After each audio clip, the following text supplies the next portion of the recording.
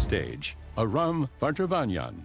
Mr. Vardevanyane is a human rights lawyer in Armenia, dedicated to protecting freedom of conscience and belief in his country. Greetings, ladies and gentlemen. Thank you to the IRF Summit for the opportunity to speak to you today.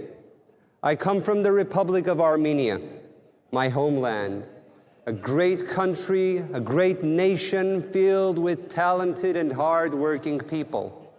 Our nation, throughout its history, has suffered various ordeals: genocide, war, oppression, blockades, and yet never lost its faith. I have to mention that in the year 301, Armenia adopted Christianity as its state religion, thus making us the first Christian nation. The Armenian Apostolic Holy Church has safeguarded our religious, cultural, national identity throughout centuries. And even at the times of the absence of sovereignty or other tough times, the Armenian Apostolic Holy Church has unified Armenians and even acted as the cornerstone for statehood. Now, we have witnessed difficulties these last few years. The 44 days of war in Artsakh, also known as the Nagorno-Karabakh. 120,000 Armenians have been forcefully displaced from their ancestral homes.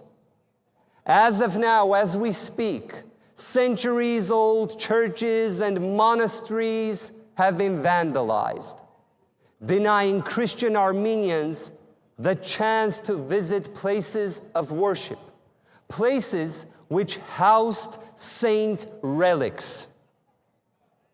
As we speak, we have 19 Christian Armenians as political prisoners, as captives in Azerbaijan.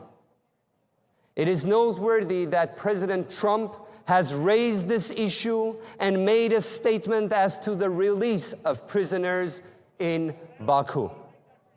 What I would like to state is that our Armenian Holy Church has faced various difficulties by foreign states, even oppression and intervention. But what was the unthinkable is that such kind of intervention takes place right now in Armenia by the Armenian leading powers and government. As of now, we have a situation when the leading actors in the executive branch demanded the resignation of the Catholicos, the head of the Armenian Holy Church. Just to imagine the situation, look at it from the perspective of a Catholic leader, of a Catholic country, demanding the resignation of the Roman Pope.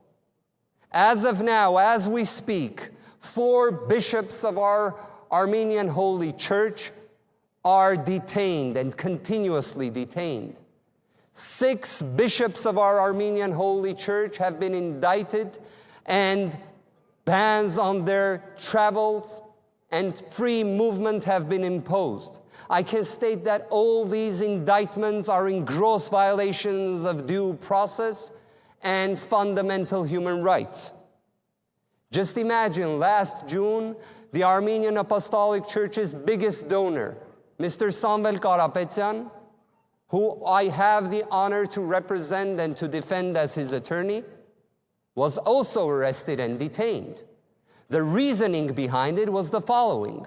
A journalist asked a question in regards to the persecution of the Armenian Church, in response to which he answered that he always stood by the Armenian Church and that he will defend the Church, and I quote, "in our way."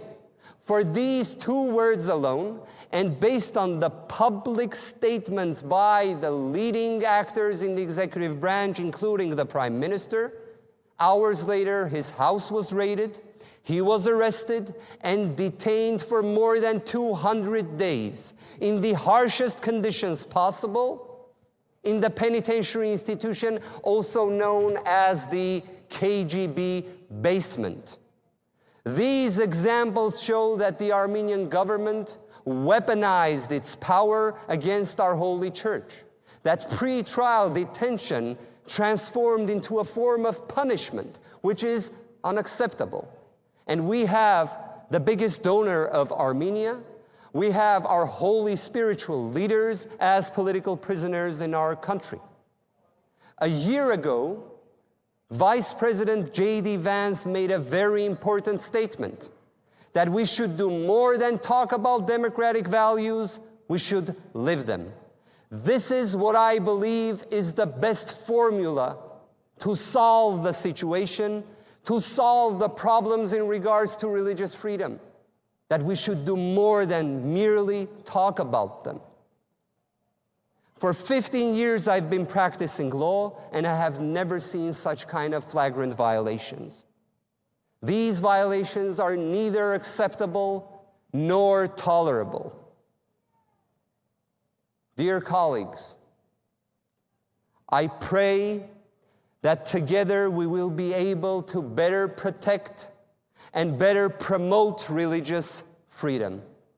I pray for the freedom of all those who are unlawfully detained and all those who are persecuted, both in my great country and abroad. And I want to thank the IRF Summit for this opportunity to have this speech in the land of the free and the home of the brave. Thank you so much. God bless you all.